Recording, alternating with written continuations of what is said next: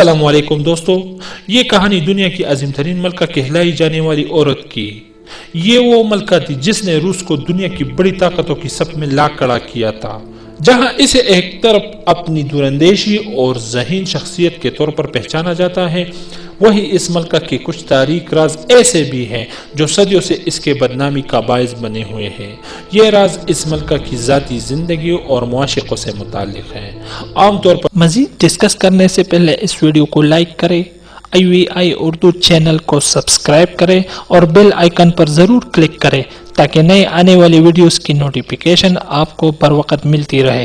تاریخ بادشاہوں اور راجاؤں کی عیاشیوں، کثیر بیویوں، لاتعداد کنیزوں اور پرشکوہ حرم کی تفصیلات سے بری پڑی ہے، لیکن یہ وہ ملکہ ہے کہ جس کی طرز زندگی کسی عیاش بادشاہ سے کم نہ تھی، اور اس کے عاشقوں کی فہرست بھی کسی بادشاہ کی محبوباؤں جتنی لمبی ہے۔ اور حیرت انگیز طور پر اس کے عاشقوں کی طویل فہرست میں صرف انسان ہی نہیں بلکہ کئی جانور بھی شامل تھے۔ تو چلیے چلتے ہیں، کچھ روشنی ڈالتے ہیں اس ملکہ کی زندگی پر۔ دنیا اس ملکہ کو کیتھرائن دی گریٹ یا کیتھرائن سیکنڈ کے نام سے جانتی ہے، جس نے روس پر 1762 عیسوی سے لے کے 1796 عیسوی تک یعنی پورے 30 سال حکومت کی، جو اب تک روس میں کسی خاتون کی سب سے لمبی حکمرانی ہے۔ اور انہی 30 سالوں میں اسی ملکہ نے روس کو دنیا کے پسماندہ ریاستوں سے نکال کر ایک ابھرتی ہوئی قوت میں تبدیل کر دیا، جو آج تک دنیا کی بڑی قوت تسلیم کی جاتی ہے۔ اس ملکہ کا اصل نام پرنس سوپی تھا، جو یورپ کی ایک ریاست پرشیا یعنی پولینڈ میں پیدا ہوئی۔ یہ ملکہ بظاہر تو ایک شاہی خاندان سے تعلق رکھتی تھی، اس کے باوجود اس کے گھرانے کے مالی حالات کچھ خاص اچھے نہ تھے۔ خوش قسمتی سے اس سوپی نامی لڑکی کی شادی روس کے نئے بننے والے حکمران پیٹر سوم سے طے پائی، جو اول درجے کا عیاش، شرابی اور نااہل شخص تھا۔ شادی کے بعد سوپی پرشیا سے روس منتقل ہو گئی، اور کیتھولک مذہب قبول کرنے کے بعد اس کا نام کیتھرائن رکھا گیا۔ یہ شادی صرف نام کی شادی تھی، کیونکہ پیٹر سوم کو اپنی حسین و جمیل بیوی میں کوئی دلچسپی نہیں تھی۔ وہ ایک عجیب و غریب ذہنی کیفیت کا حامل شخص تھا، جس نے بادشاہ بنتے ہی اپنے عوام اور اشرافیہ پر عرصہ حیات تنگ کر دیا تھا۔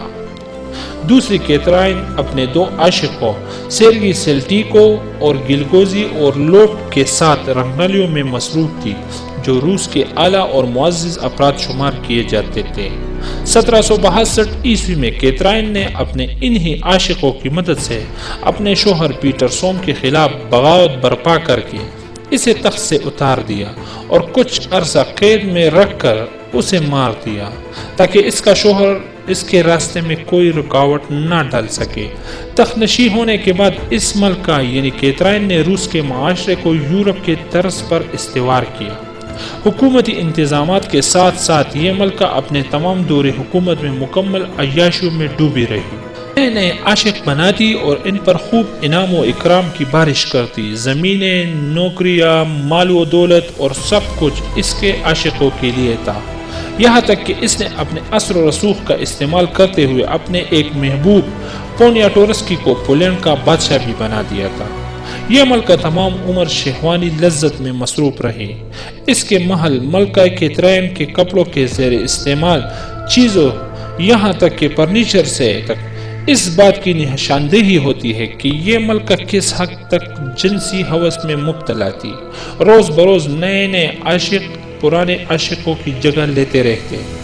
اس عاشقوں میں سب سے زیادہ مشہور شخص روس کا فوجی افسر گریگوری پوٹیمکن بھی تھا۔ اس شخص کے تعلقات ملکہ سے اقتدار میں آنے کے بعد استوار ہوئے، لیکن پھر تمام عمر قائم رہے۔ یہ ملکہ کیتھرائن کے اتنے بااعتماد دوستوں میں شامل ہو گیا کہ آئندہ ملکہ کس شخص کے ساتھ ہم بستری کرے گی یہ طے کرنا گریگوری پوٹیمکن ہی کے ذمہ تھا۔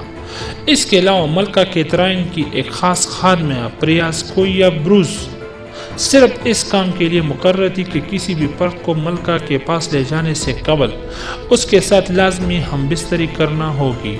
یہ مختلف زاویوں سے نوجوانوں کی جانچ پڑتال کیا کرتی۔ اگر اسے وہ نوجوان ملکہ کے شہوانی خواہشات پورا کرنے کے قابل لگتا تو وہ اسے ملکہ کے پاس بھیجتا، ورنہ واپس روانہ کر دیتی۔ اسی تاریخ میں دی لیڈی ان ویٹنگ کے نام سے اسے یاد کیا جاتا ہے۔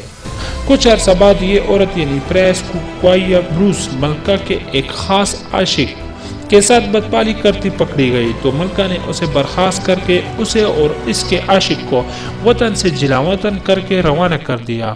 بعد میں اس کی جگہ کسی دوسری عورت نے لے لی۔ عیاشیوں اور بدکاریوں کا یہ دور کیتھرائن دی گریٹ کی موت تک یوں ہی جاری و ساری رہا۔ اپنی عمر کے آخری سالوں تک میں خود سے 40 سال چھوٹے لڑکوں سے ہم بستری کرنا اس ملکہ کا محبوب مشغلہ بنا رہا۔ اس عیش و عشرت کی کارستانی جوان مردوں تک محدود نہیں بلکہ مختلف جانوروں خصوصاً گھوڑوں سے بھی اس ملکہ کا خاص رشتہ جوڑا جاتا ہے۔ کیتھرائن کے موت کے حوالے سے ایک روایت یہ بھی ہے کہ اس کی موت 1796 عیسوی 67 سال کی عمر میں ایک گھوڑے سے بدپیلی کرتے ہوئے واقع ہوئی۔ کہتے ہیں کہ یہ ملکہ گھوڑے سے بدپیلی میں مصروف تھی کہ زینب جس نے گھوڑے کو سنبھالا ہوا تھا اچانک ٹوٹ کر گھوڑے سمیت اس پر گر پڑا اور یہ ملکہ موقع پر ہی جاں بحق ہو گئی۔ کچھ مورخین اس بات کو تسلیم کرتے ہیں جبکہ کچھ مورخین کا ماننا ہے کہ ملکہ کیتھرائن کی موت دل کا دورہ پڑنے سے ہوئی۔ حقیقت جو بھی ہو، ایک عام انسان اس ملکہ یعنی کیتھرائن دی گریٹ کے زیر استعمال اشیاء اور اس کے فرنیچر اور کیبنٹ سے یہ اندازہ بخوبی لگا سکتا ہے کہ ملکہ کے جنسی جذبات کس حد تک پہنچے ہوئے تھے کہ جن کے آگے گزشتہ ادوار کی عیاشیاں، بادشاہ اور راجہ بھی چھوٹے محسوس ہوتے ہیں۔